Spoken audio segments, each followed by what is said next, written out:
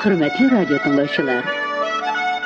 Oturup uylары uyladım деген исем астында biz тапшырулар циклы башларга булдык. Моңа безне язучы һәм драматург Туфан Миңнуллинның шул исемдәге китабыннан алган тәэсирләр итерде.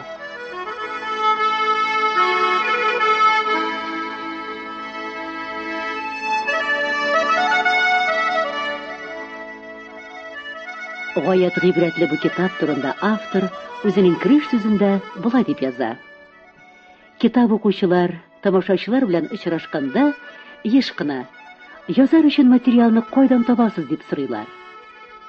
Бал кыртлары балны төрле чәчәкләрдән җыган кебек, без дә язарга азыкны Тукай сүзләре, кешеләр тормышыннан бөртекләп җыябыз дип җавап бирәм мин. Тирә-ягыбызда ниләр сөйләнгәнен игътибар белән тыңлыйбыз, ниләр эшләнгәнен җентекләп күзәтәбез. Җыелган тормыш фактлары язучы каләме аша узгач әдәби әсәр туа. Кайчакта ишеткәннәрне, күргәннәрне әдәби эшкәртми генә укучыга сөйләп бирәсе, шушы фактлар тудырган уйлар белән уртаклашасы килә. Әлеге китапка минем төрле елларда көндәлек формасында язып барган әнә шул күзәтүләрем, уйлануларым теркәлгән. Хөрмәтле радио тыңлаучылар, Туфан Миңнуллинның «Отырып уйлары уйладым» китабыннан «Әти» дигән бүлекне тыңлагыз. Аны күренекле артист Ирек Бахман укый. Мин бик кызыклы гаиләдә үстем. Бер-берсе белән ни холык, ни белем мәсьәләсендә капма-каршы булган ир белән хатын минем әтием һәм әнием иделәр. Характерлары килешмәгән, шуңа аерылышканнар дигән уйдырмага мин ышанмыйм. Әгәр алай булса, минем әти белән әни бер генә сәгатьтә яши алмаган булырлар иде. Алар 45 ел бергә яшәделәр. Һәм юк, мин аларның икесе турында да аерым-аерым языйм әле. Шуннан барсы да аңлашылыр. Әти Казанда туган. Бабай үзебезнең яктан китеп, Ягодный бистәсендә яшәп, Пырхавой заводта эшләгән. Документларда әтинең туган елы 1903 дип язылган. Әмма әтинең туганнан туганы мәрхүмә Зөләйха апаның әйтүенә караганда, ул 1901 елларда туган булырга тиеш. Митрикәгә дөрес язылмаган дип әйтә иде Зөләйха апа. Мин Гафур учительнең школасында укыдым дип сөйли иде әти. Гафур учитель ул Гафур Кулахмәтов була инде дип горурлана да иде. Хәтта школага Габдулла Тукай килгәнен, яхшы укучы бер балага шитек бүләк иткәндә тәмләп сөйләргә ярата иде. Әйтерсең лә ул шитекне үзе алган. Алдаша белми иде әти. Алдаша белсә, шитекне Габдулла Тукай миңа бүләк итте дип тә әйтә ала иде югыйсә. Без карап тормаган. Школада ничә ел укыгандыр, онсын белмим. Һәр хәлдә 3-4 елдан артмагандыр. Ләкин шул белем әтигә гомере буена җитте. Русча шәп белә иде. Гарәпчә язуны да су кебек эчә иде. Ансын ничек өйрәнгәндер, сөйләгәнен хәтерләмим. Авылда русча язылырга тиешле гариза, белешмәләрне барысында әти язып барган. Хәтта укымышлы, ягъни мәсәлән, 10нчы классны тамамлаган яшьләр күбәйгәчтә өлкән агайлар аларга ышанып бетмичә, язу яздырырга әти янына киләләр иде. Габдулла өстәгеләр аңларлык итеп яза, аның кулы җиңел диләр иде. 50 ел туктаусыз хуҗалык көтүен көткән Җиһанша бабайга пенсия сорап язгач һәм сораган пенсиясе килгәч, Җиһанша бабайның безнең өстәл артында әтигә рәхмәтләр әйтә-әйтә җылап утырганы хәтеремдә. Әти янына гарәпчә язылган дини китапларда тотып киләләр иде. Укып бирүен үтенәләр иде. Әти бер кашанда аларны укымады. Дин белән алыш бирише юк иде аның. Динсезләр кебек Алланы сүкмәде дә ул, аңа ялварып дуга да кылмады. Без әти, Алла бармы дип сорасак, үскәч үзегез эзләрсез дип шаярта иде. Пәри бармы дип сораганга, ишек алдында йөргән кәҗәгә күрсәтә иде. Кәҗәне үлеп яратмый. Дуга фәлән укылган җирдә утырмады. 70-тән узгач, әни бик бәйләнгәч, картайдың бит инде, картлар җанына баргала. Гарифулла абыйлар өенә картлар җыелып намаз укыган җиргә киткән иде, көлеп кайтып керде. Кирәген бирәләр гарәп сүзләренең. Яшәсен диясе урынга бетсен дип укыйлар. Мөхәммәд пәйгамбәр тыңлап торса, андагыларның барсында мәңге тамуклы итәр иде дип көлә-көлә сөйләде миңа. Иске китаплардан ул Юсуф Зөләйханы безгә кычкырып укый иде. Гали Батыр, Салсаллар турында да укыганы хәтеремдә. Әмма ул аларны безгә әкият дип аңлата иде. 17нче елларда ятим калгач, әти дөнья гизәргә чыгып китә. Пароходта табак савытлар юып та йөри, сал агызучылар тирәсендә дә бөтерелә. Гомумән, ул еллардагы биографиясе аның Идел белән бәйләнгән. Бик кәефе килгән чакларда ул үзен бурлак дип атый иде. Әни дә ачуы чыкканда, гомерем үтте шушы бурлак белән дип зарлана иде. Әтигә мондый чакта рәхәт була. Зәп зәңгәр күзләренә елмаю тула. Мин әле хәзердә Иделне аркылы йөзеп чыгам дип, әнинең ачуын тагын да кабарта. Идел су әтинең җырланып бетмәгән җыры булган күрәсең. Аны еш искә алды. Хәтта безнең беренче өйнең чыланы да иске баржаның агач кабыргаларыннан корыштырылган иде. Әйе, әтинең характерында зимагурлык бар иде. Ул йорт, җир, мал-туар, байлык дип алар артыннан кумады. Әни тыкырдатып торганга гына иске үй урынына яңа үй салырга ризалашты ул. 24-25 елларда әти безнең авылга килеп юлыга. Кемгәдер ияреп кайтканмы шунда, әтисе шушы яктан булгангамы, безнең авылда төпләнеп кала. Грамотный егет икәнен белгәч, авыл советына секретарь итеп куялар үзен.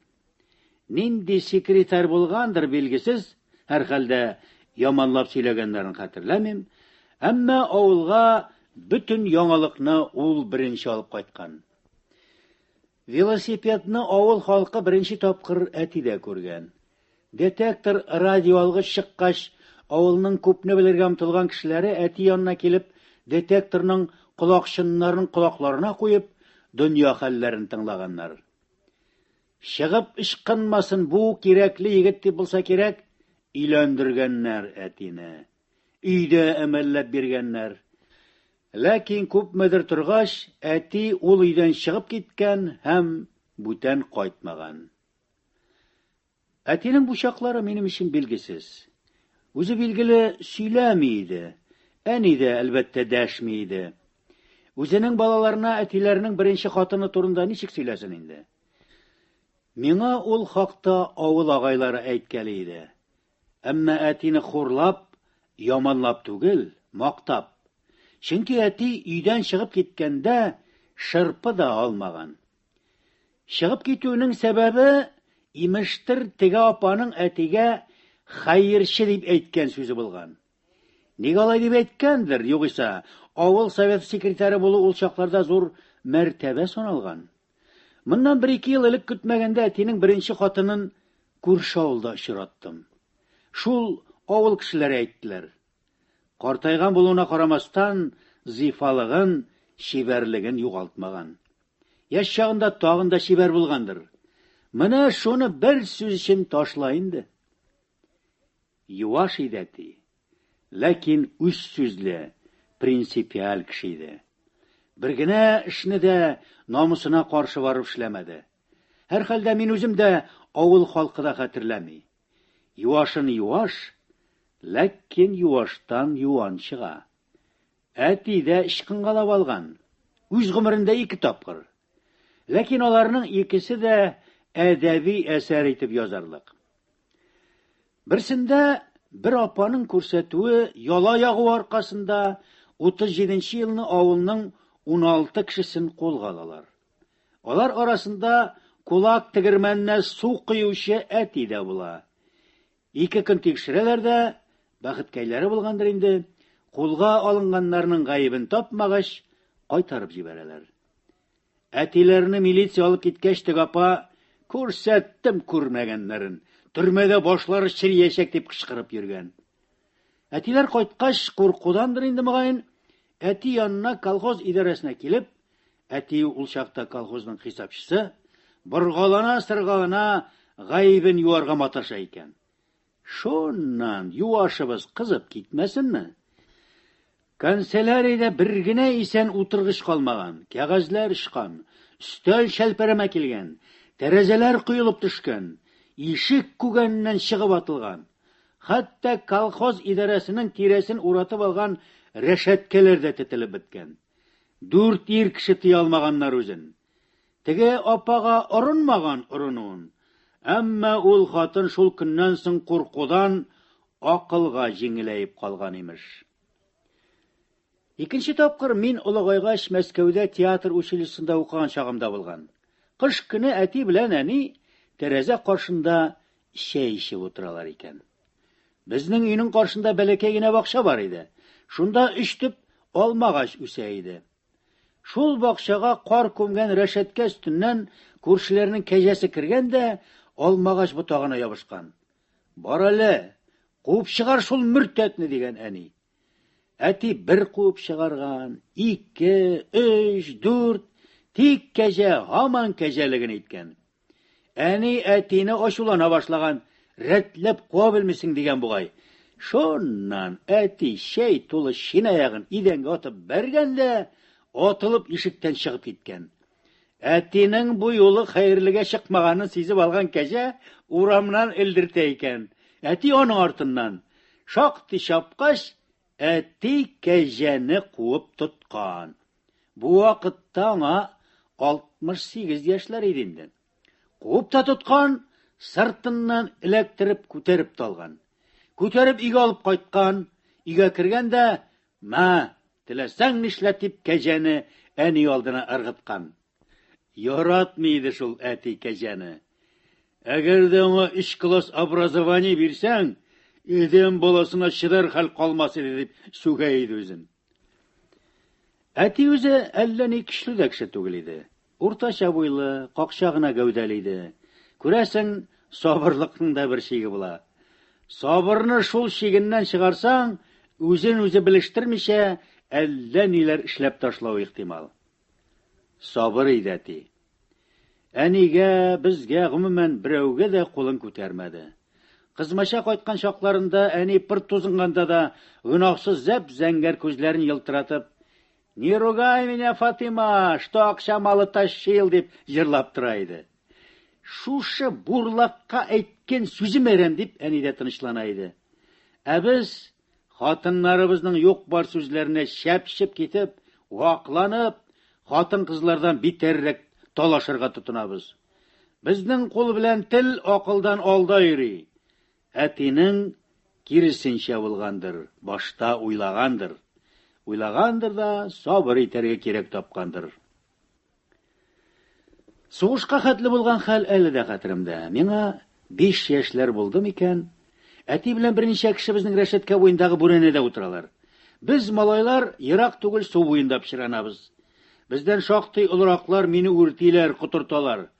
Шушы мулатаны, юшкын ләмне безнең авылда шулай диләр. Әтиңнең битенә сылый алмыйсың диләр. Мин батырайып китеп, кулыма уч тутырып, ләм алдым да, йөгереп барып әтинең битенә сыладым. Ишкынырга өлгермәдем, әти янындагы берәү эләктереп алды. Шәп кенә әйтеп арт якка сыламакчы иде абзый. Әти, кирәкми, тимәгез балага диде. Олыраклары ахмак булгач кичкенәләр нишләмәс диде. 10-15-20 яшьтә күргән, ишеткән, үзем белән булган вакыйгаларның әллә ничаклысы онытылган, ә менә әтинең шул сүзләре мәңгелеккә күңелдә уйлап калган. Аннан әти белән су буена барып, аның битендәге пычракны икәү бергә юдык. Әниң ачуланмасын, юыйк диде әти. Әтине җирләгәндә, гүргә иңдергәндә шушы сүзләре искә төшеп, тыела алмыйча җыладым. Берәр ярамаган эш эшләсәк, әти безне әнигезгә әйтәм дип куркыта иде. Гадәттә киресенчә була бит.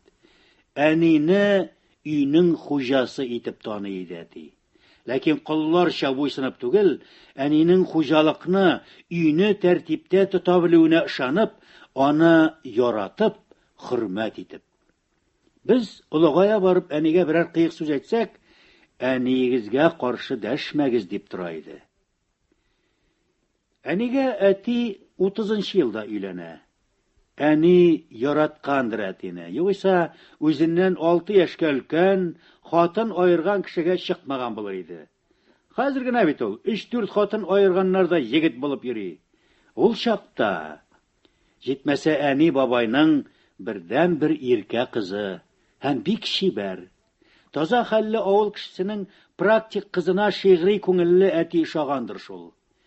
Әни үзе чыкылдап торган җир кешесе булса да, күңеленең кайсыдыр бер пишмагында сәнгать, әдәбиятка омтылыш бар иде. Әти улыгайып шигырьләр яза башлады. Әни аның бу эшеннән уяла иде. Күрәсең, шигъриятне ул изге нәрсә дип табынгандыр. Бер тапкыр әтинең шигырьләре район газетасында басыла башлады.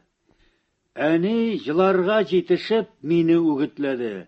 Әйтәле шул жүләргә, кеше көлдермәсен, урамга чыгарлыгымны калдырмады, диде. Кибеткә кергән идем дә, Халис апа, Габдулла абый язганны укыдыңмы әле дип, гәҗит селкеп көлделәр. Әти язган шигырьләр әлбәттә чын әдәбияттан шактый ук ерак торалар иде. Хәер, андыйлар безнең зуррак газета журналларда да күренгәли. Әтигә әнинең үтенечен җиткергәч, минем сүз белән бик исәпләшә иде ул. Әтинең шигырьләре район газетасында күренми башлады. Ташлагандыр ул эшне дигән идем. Әти үлгәч, иске китапларны актарганда, шигырь язылган дәфтәр битләре килеп чыкты. Үлгәнче язган мәрхүм. Кашырып язган. Әнидән, миннән яшереп язган. Вакытында үз юлыннан киткән булса кем белә, бәлки әдәбият сәнгать өлкәсендә эшләүче кеше булган булыр иде әти. Үз юлыннан диюем шуның өчен, авыл кешесе түгел иде ул. Ничә дистә ел яшәп, авылга ияләшә алмады. Ят иде авыл аның өчен. Хуҗалык эшен белмәде, аңламады. Юк, аңларга теләмәде түгел, булдыра алмаганнан, күңелендә булмаганнан. Югыйса, ат җигүнең ни бар инде? Әмнә әти күпме генә өйрәтсәләр дә, өйрән алмады. Атка утырып үзе генә каядыр барасы булса, әни җигеп бирә иде. Һәм барасы җиренә барып җиткәч, ничек итеп атның алдына пишән салырга, ничек тизгенен шишәргә, ничек аркалыгын төшерергә өйрәтә иде. Әти ярар, ярар дип тыңлап тора, арбага утырып чыгып китә, әмма кайтып кергәндә ат ашатылмаганда, ишертелмәгәндә була. Аркалык тизген әни ничек бәйләгән, шулай. Тик ни өчендер бавыргалыгы шишелгән, я арба көпчәгенең чие төшеп калып, тәш ычкынган була. Шуңа күрә әти күбрәк җәяү йөри иде. Үзе колхозның бухгалтеры, үзе район үзәгенә отчет белән барганда җәяү бара. Аңлый торган председательләр ат белән илттереп куялар, барып алдыралар иде. Ләкин аңламаганнар да шактый булды шул председательләрнең. Әтинең авыл кешесе түгеллеген исбатлый торган тагын бер деталь. Бер вакыт әти кулына чыбык тотканда, капка төбендә пырт туздырып, бер сыерны куып йөри. Бар әле, чык әле, әтиң эшли анда, ди әни. Чыктым. Әти, нишлисең, а? Дип сорыйм. Мана, керми бит, ди. Нишләп ул керсен? Әниң алып кайтырга кушты, саварга вакыт диде. Безнең сыер түгел ич ул, дим. Корсагында агы бар дип әйтте әниң. Рәхәтләнеп көлдек әни белән. Авылда яшәп, үз сыерын танымаган крестьян гайры табигый хәл ич. Сарык казлан әйткән дә юк. Әйе, авыл кешесе түгел иде әти. Стихиясе кәгазь һәм каләм иде аның. Һәм счет төймәсе. Счетта ул оста гармончы шикелле төймәләргә карап тормыйча гына куша, ала, тапкырлый, бүлә һәм процентлар чыгара иде. Төннәр буе санап утырган чаклары була иде. Отчетны бөтен колхозлардан алда тапшыра. Үз отчетын тамамлагач, башка колхозларга ярдәмгә җибәрәләр иде. Мине Абдулла абый өйрәтте дигән бухгалтерларны шактый беләм мин. Дөньяда намуслы кешеләр бик күп. Ләкин әти кебек чиста, намуслы кешене үз күзләрем белән күргәнем юк дисәм, ялган булмастыр. Якты дөньяга туганчы ук, ана карынында чакта ук табигать тарафыннан бүләк итеп бирелгән намус булгандыр ул. Намус мәсьәләсендә бер генә карышка да читкә тайпылганын хәтерләмим. Тормышта эшләгән бердән-бер хилаф эше беренче хатын ташлап чыгып китү булгандыр бәлки. Хәер, ансын да кем белә. Хәерче дип юкка гына әйтмәгәндер теге апа. Әтинең намусына каршы килә торган берәр эш эшләргә кушкандыр да, әти каршы килгәндер. Коммунист нинди булырга тиеш дигәндә, минем әти кебек дип җавап бирәсем килә. Үз ул партиячелән түгелен. Нигә партиягә кермәдең дип сорагач, Лениннан уялам диде. Аның белән тиң булыр өчен беләсеңме кем булырга кирәк диде. Мин партиягә кергәндә, караны, өстеңә зур йөк аласың, күтәрә алсаң гына кер диде. Әти кебек булырга тырышам мин. Тик барыбер сизәм, алай булдырып булмый. Тормышның катлаулыгына сылтап акланмакчы булам. Әмма зур гына эшләгән юк-югын, тик менә вак булсалар да кайвакыт ичкынгалы ялгышлар. Намус мәсьәләсендә әти ялгыша белми иде шул. Мин кичкенә чакта ул миңа Ленинның газетлардагы фотоларын күрсәтә иде. Син аның күзләренә кара диде. Аның читкә карап ваемсыз гына төшкән бер рәсеме дә юк. Ул һәр вакыт туп-туры күзгә карап тора дип әйтә иде. Чынлап та, Ленинның фотоларына карыйм да, хәзер әтинең ничаклы хаклы икәнен күрәм. Һәр рәсемдә Ленин синең күңелең белән сөйләшеп тора. Читкә караган, алдашкан, гамсыз карашлы яки үзеннән үзе канәгать булып кәпрәйеп төшкән бер генә рәсеме дә юк. Кайбер язучыларның Ленин турында әсәрләрен укыйм да, ничек уялмыйча алыналар шундый изгешкә дип алар өчен уялам. Ленин турында язар өчен ай нинди булырга кирәк. Сугышта әти элемтәче булган. Батырлык өчен медале бар иде. Кадерләп саклады ул медален. Тик ни өчен алганын сөйләмәде. Мин төпченә башласам, сен аны барыбер аңламыйсың. Үзе сугышып караган кеше генә аңлый аны диде. Сугыш бетәр алдыннан аны склад мөдире итеп куйганнар. Сугыштан кайтканда әтинең солдат капчыгында 2 кисәк шикәр, 20ләп сухари һәм 1 кисәк шпик бар иде. Хәтерлим, кайбер малайлар әтиләре алып кайткан әйберләр белән мактаншалар иде. Шул турда ничектер бер тапкыр әни әтинең исенә төшергәч, син беләсең ич, мин сугышта идем, базарда түгел идем дигәч, әни бүтән ул турда сүз кузгатмады. 46-нчы елларда без ашыктык. Әти колхозда бухгалтер.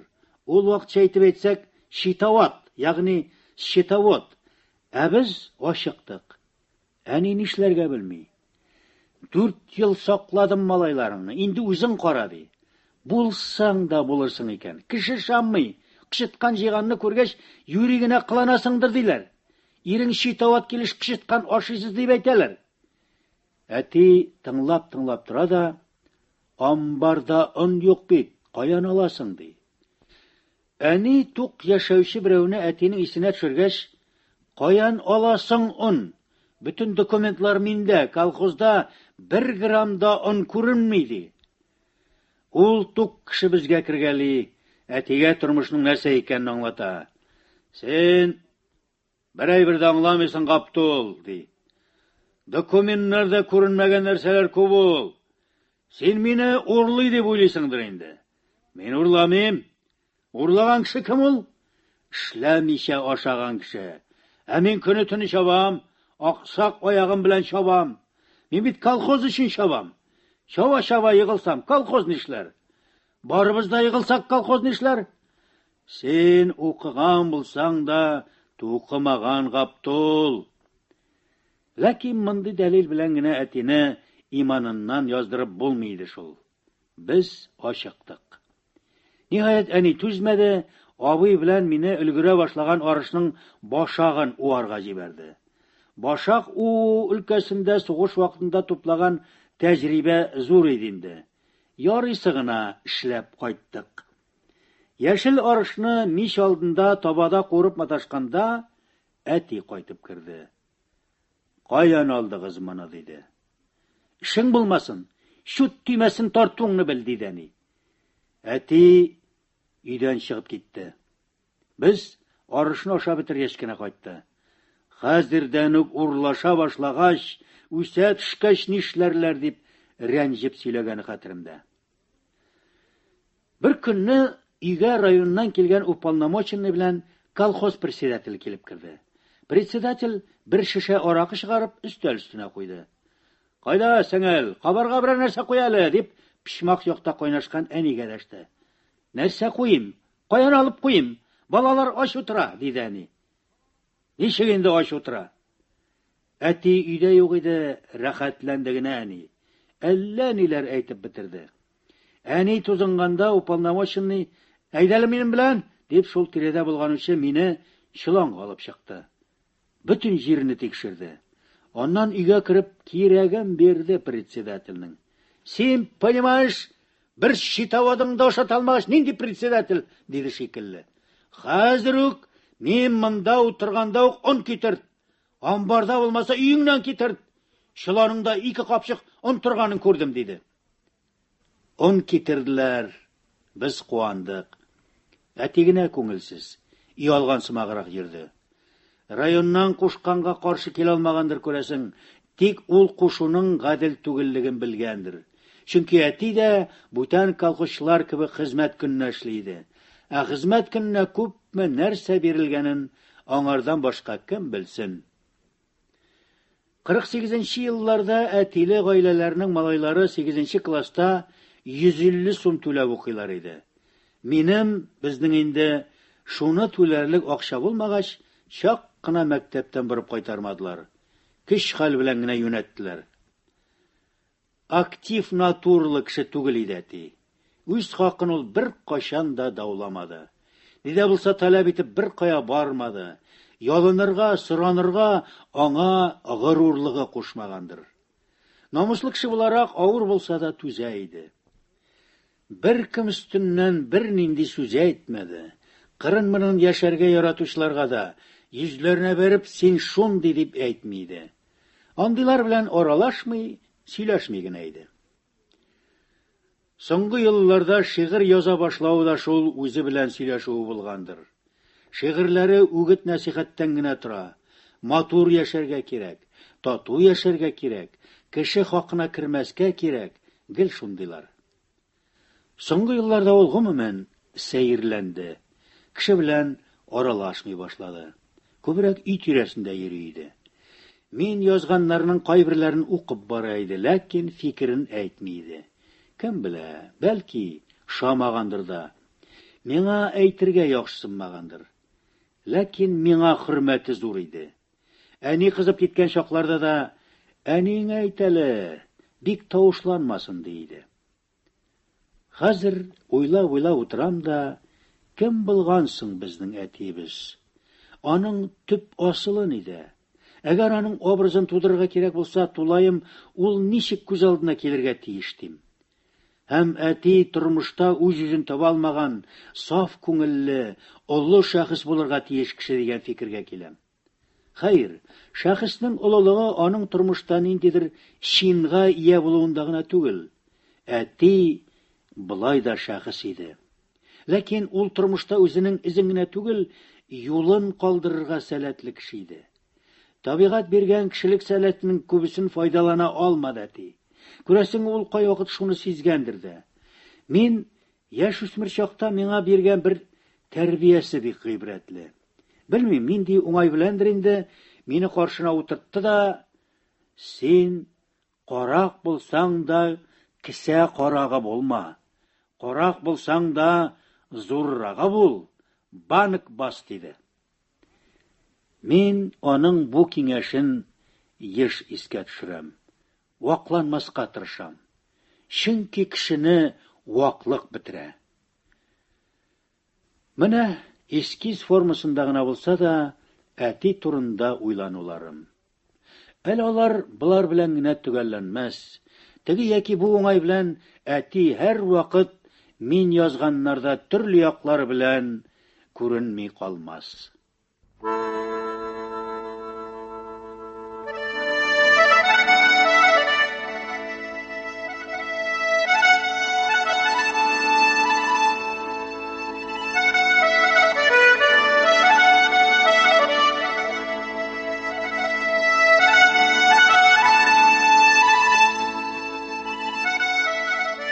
Сез Туфан Миңнуллинның «Утырып уйлар уйладым» дигән китабыннан «Әти» дигән бүлекне тыңладыгыз. Аны күренекле артист Ирек Бахман укыды.